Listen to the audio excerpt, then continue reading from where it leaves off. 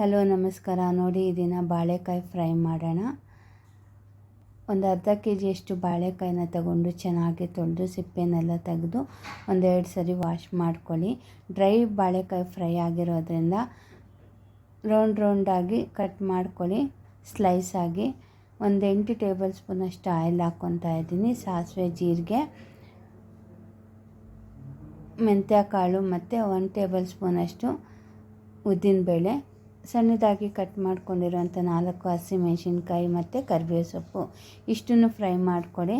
ಈಗ ಕಟ್ ಮಾಡ್ಕೊಂಡಿರೋಂಥ ಬಾಳೆಕಾಯಿನ ಒಗ್ಗರಣೆಗೆ ಹಾಕ್ಕೊಳ್ಳಿ. ನೋಡಿ, ಇದು ತಳ ಹಿಡಿಯುತ್ತೆ, ಅದರಿಂದ ಸ್ವಲ್ಪನೇ ನೀರು ಹಾಕ್ಕೊಂಡು ಫ್ರೈ ಮಾಡ್ಕೊತಾ ಹೋಗಿ.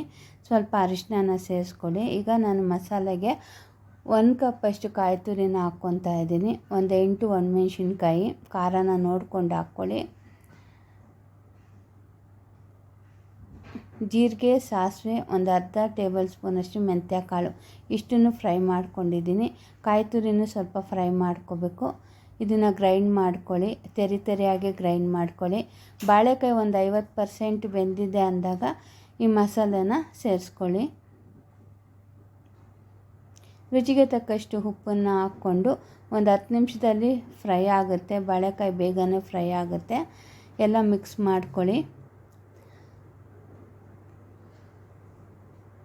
ಇದನ್ನು ಸ್ವಲ್ಪ ಫ್ರೈ ಮಾಡೋಕ್ಕೆ ಬಿಡಿ.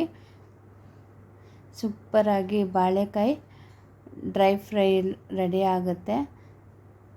ಟೇಸ್ಟ್ ಅಂತೂ ತುಂಬ ಅದ್ಭುತವಾಗಿರುತ್ತೆ. ಇದು ಚಪಾತಿಗಿನ್ನ ಅನ್ನಕ್ಕೆ ತುಂಬ ಚೆನ್ನಾಗಿರುತ್ತೆ ಮತ್ತು ಹಾಗೇನೂ ತಿನ್ಬೋದು ಸೈಡ್ ಡಿಶ್ ಆಗಿ.